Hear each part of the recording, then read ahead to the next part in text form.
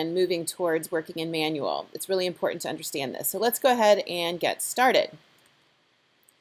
So this is one of my favorite pictures. I love it because it's a lot of fun, and it also is a great teaching tool. So I took this at a Browns game. I am a long-suffering Browns fan. This was a couple of years ago, and I was using kind of a multi-purpose lens. So 24 is pretty wide, and then 105 is, it's a pretty long lens. You can zoom in pretty well. So this does a great job. The picture on the left, let's take a look at this. So the lowest this camera will go to is f4. So I shot this at f4 at 1/4000th of a second because it's pretty light out. There's a lot of bright sunshine. ISO 100 because I shot it very low because we didn't need a lot of extra light sensitivity because we were outdoors on a bright sunny day. And then I shot this at 24 millimeters wide. So this is as wide as that lens will go. So you can see I was sitting very close to him, so I was able to capture the entire fan, plus I got to capture the scenery around him. So it gives him a sense of place. You can see we're at a football stadium. You can see he's in the first row. You can see he's all tatted up Browns. You can see what he's wearing, so it gives you a lot of context to the picture. Now, come on over here to the right, and you can see I'm using the same lens. This was taken within moments of each other. But here I zoomed in on his tattoos, his Browns tattoos. So I'm at f4 still, so my aperture didn't change. My shutter speed changed a little bit because I got in closer. It's a little bit darker, not as much light. My ISO did not change, and I'm not all the way zoomed in at 105. I'm at 75 millimeters. So I got in real close, and you can see the huge difference. Look at the background, the people. They completely blur out into just little balls of light. We call that bokeh. The blur here is called bokeh. So it's the same crowd, but it looks totally different when it's zoomed in really close. So this is what happens when you get either physically close to your subject or you zoom in close to your subject. It has the same effect. It gets rid of the background and it turns it into a nice pattern that just complements it. It gets rid of all the distractions and it shows the detail really, really well. So this is the same lens with virtually the same settings. The only difference was this was shot wide and this was shot zoomed in. Now let's look at these two pictures. So these are some of my favorite pictures that I took of my friend's daughter, Riley. And these were taken probably within 10 to 15 minutes of each other, but they're taken with two different lenses. So this, on the left side here, we took it with my 85 millimeter lens, and on this side, on the right, I took it with my 50 millimeter lens. So the 85 gets in a lot closer, and what I've noticed is it also blurs out the background a lot more. So this was shot at f1.8, which is as low as the lens will go. So this is really wide open, and these little white blurry things you see here were actually some sticks of flowers I bought at Michael's, and I stuck them right in front of my camera lens, and they're so close it just blurs out and adds some depth and variety to the picture. So I really wanted to focus on her eyes because they're so pretty, so I wanted to shoot through these flowers just to give them a nice frame and then blur out the background. So you can see here I set my focus to be right on her eyes. Everything in front of it is blurred out. Everything behind it is blurred out. We were actually just standing right in front of the woods. You would never know that because we shot it at 1.8. We got the focus on her eyes and we threw everything out of focus. So that's a great way to bring focus to your subject. Now over here, we did the same thing, but I used a different lens. So here I used the 50 millimeter, which gives you a little bit more background. You get a little bit more in the scene. So these are the same little Michael's flowers here. And then here I shot it almost as wide as the lens would go. So the lens would go all the way to 1.4. I shot it at 1.6. I focused again on her eyes and her face. And then everything behind here is blurred out and everything in front is blurred out because it has a really, really shallow depth of field. And what I love when you shoot into backlighting. So this is, see this rim light around her hair? The light's coming from back here, and it's coming through the trees, and it gives you this beautiful balls of light. I love, one of my students called these dazzle balls, and I love that. It's actually called bokeh. So this is the blurry part is called bokeh. Blurs out the leaves, and the little dots of light coming through the leaves turn into little balls of light, and it's really, really pretty. So this is just an example of an 85 millimeter versus a 50 millimeter. A shot at almost their widest open aperture. Okay, here's another fun thing that I really love. I love reflections because you can get so much variety and depth. So here, I am using my 50 millimeter lens again. I'm shooting at a pretty high ISO. I think it was a little bit cloudy that day. And I've got it down at 2.5, so the lens will go to 1.4. I'm at 2.5, 1/500th of a second. And I've focused here on my daughter, okay? So it blurs everything out behind her. You can see the bricks on the house over here are blurred out. You can see the trees are blurred out. You can see in front here the rear view mirror is blurred out. So only everything on this plane is in focus. But you see the reflections, which are blurry. It just gives it a really cool, almost double exposure type effect. So reflections are a lot of fun to play with. You can get some cool stuff. Now here, this was shot at a wide angle. And just for the record, this little lens flare is technically a mistake, but I thought it was really pretty. I liked how it framed her. I could see it through my camera, through the lens. I could see where the sun flare was, and so I kind of lined it up so it would encircle her. So in this case, it was intentional. So it's really, I think, in the eye of the beholder.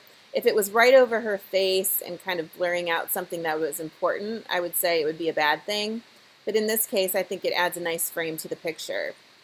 And you can see she's got really nice even backlighting here. And the interesting thing to note about this picture, so this was shot at 3.2, which is actually a pretty low aperture. Shutter speed 1/250th of a second, ISO 1600. The sun was setting, so over here was a little bit dark. It was bright in the background, but it was a little dark on this side. And this was shot out wide at 29 millimeters. So I was using a wide angle lens, so it goes from 16, which is really wide, to 35, which is still kind of wide. It doesn't get in real close. So you can see here I'm getting a lot of the scene in the picture. And even though I'm shooting at 3.2, it's not as blurry as the previous pictures. So if you go back to here, this was shot at 2.5, and this was much, much blurrier. Here, this is shot at 3.2. It's a little bit blurry, but not as blurry. Why is that? Well, you don't get as much background blur with a wide-angle lens as you do with a telephoto lens. So this was shot with a 50, and this was shot with an 85. So this is getting even closer. You can see the blur is almost completely getting rid of the background. The 50 sort of gets rid of the background. And now we're getting into the 16 to 35. This is at 29. It's not getting rid of the background. It is blurry, but you're seeing a lot more detail.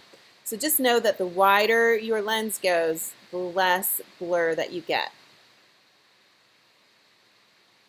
Now, this is my family. This is just a little family picture we took on a tripod at Thanksgiving. But why I'm showing you this is when you have multiple rows of people, so you see we have 3 rows of people here, if we're shooting at too shallow of a depth of field, so if I were down at 1.8 or 2.8 and I was this close to them, their eyes in the front would be in focus, but everyone in the back would be blurry and out of focus. So you have to be real careful when you're shooting big groups of people that you don't get some people in focus and some people out of focus. So what I did here is I used my wider angle lens, so it goes 24 to 105, but I shot this at 28, so it's pretty wide. And then I put my aperture at f.8. f.8 is pretty good rule of thumb in terms of getting people in focus. So you can see that my mom here, she's totally in focus. My little nephew, he's in focus. My brother's in focus. And even if you go all the way to the background, the fence is in focus and the trees in the very back are in focus. So we have a large depth of field. Everything is in focus from the front to the back. And that's something that you want to do with large groups of people or things that you want to keep, or landscapes where you want to keep everyone in focus. All right, this one was shot at f/22. And so the f/22, if you remember from the previous lesson, is a really small little dot of an aperture. So I had to, I wanted to keep my shutter speed high enough that I wouldn't get a handshake, so I had to bump my ISO up pretty high to be able to keep my shutter speed a little higher with such a small aperture. But what this does, this was taken with a 24-70 f2.8 lens, shot at f/22. And you can see that this front tree is totally in focus. I can see like leaves on the ground. And then if I go all the way back here to the mountains are totally in focus. The trees back here are in focus. The houses back here are in focus. So I've got a very large depth of field. Front to back, everything is in focus. And that's what f/22 will do for you. And that's a great way to shoot landscapes. If that's what you want to do, is keep everything in focus. And this is going to look more like, I would say, your iPhone, for instance. Your iPhone has a really wide angle lens on it, so it tends to keep things very in focus. You don't see a lot of blur. All right, here's a same aperture, f/22, but totally different picture. This was taken obviously in Times Square at night. And I used f/22. There's a lot of light in Times Square that lights everything up, so I was still able to use a higher shutter speed. We're going to learn about that next week, but that's why it's in focus, because I used a 200 shutter speed. But f/22, that means here is totally in focus, and I follow it along all the way to the back, all the way. Everything is completely in focus. Nothing is blurred out, and that's because I used f/22. And here I'm using a 50mm lens, so it doesn't zoom. So this is what just fit where I was standing in the lens.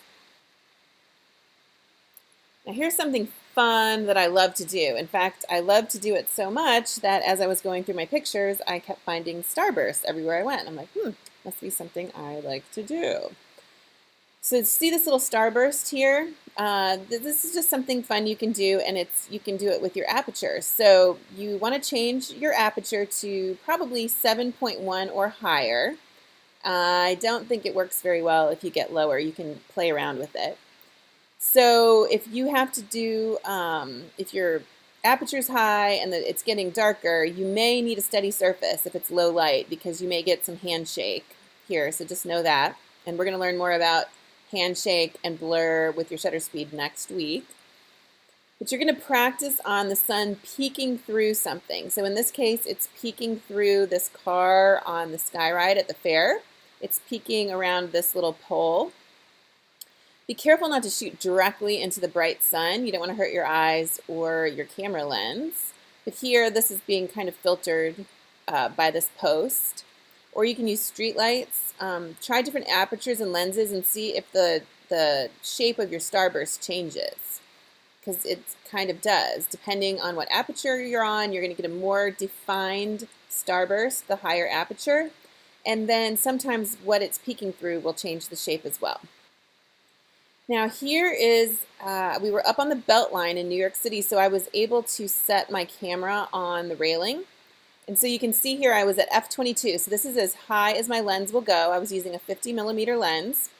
I bumped my ISO up to 1600 so I could let more light in, and then I kept my shutter open for 2 seconds. And we're going to talk about this part of this picture next week. But what I wanted to show you here is at f/22, notice everything that has a light gets a starburst. So the street lights all have a starburst. Notice all of those. All the taxi lights have starbursts. Look at that, pretty cool. And then if you were able to see the top of these buildings, there's a starburst up there. You can see everything has a starburst, okay? So it's pretty cool what you can do. You play around with it. But in this case, because my shutter speed is so slow, so if you think about it, 1/1000, 2/1000, it's letting light in for that long, so you can see the people are blurry down here. You have to be on a steady surface, otherwise it'll just be a big old blurry picture. It'll look terrible. So here, I just woke up one morning in Palm Springs, and the sun was coming through this grid, and of course, because I love starbursts, I changed my f-stop, my aperture to f22. I was at 1/100th of a second. My ISO was at 3200. And I was out wide at 24 millimeters, and the sun was coming through these little grates here. So it was all these little starbursts was coming through all these little grates. And so you can see I'm getting a really defined, cool starburst because one, I'm at f22, and two, it's coming through the trees and it's coming through these grates. So it's kind of shaping the sun, which is fun to try. Now here's a final little fun thing to do if you've got lights hanging around the house. I had my camera sitting on a post up on my deck. My husband hung these lights, and so I put it on f22 again. I let it open for 5 seconds to let the light in. We're going to learn all about this 5-second part next week. My ISO was at 640, and then I was using a 16-35 lens out wide. And basically what it does is it turns all the light bulbs into little starbursts. So this is a fun little thing to try. But again, you have to have a solid surface and use your self-timer to do this. Otherwise, it'll be blurry and it won't look like this at all. But really, the only way to learn is to get out there and practice. Practice makes perfect. Make mistakes, ask questions, load your bad pictures. I'm serious. If you go out and try this, you don't get any starburst, everything's blurry, it doesn't look anything like what I told you it was going to look like. Load the picture. Most importantly, make sure you include your camera settings because I can't pinpoint what's wrong if I can't see the camera settings. Even if that doesn't make sense to you now, it's going to be really, really important. I can't tell you if something's crazy if I don't know exactly how you took the picture. And then I can guide you, help you, tell you what to tweak, and then you can go out there and try it again. But you're going to get the most out of it the more you practice. I'm going to say that 1,000,000 times and 1,000,000 times more. All right, so have fun. I love Aperture. Aperture will change your pictures immediately, and I think you'll have the most success and the most fun with this particular lesson right out of the gate. All right, let me know if you've got questions in the comments. Bye-bye.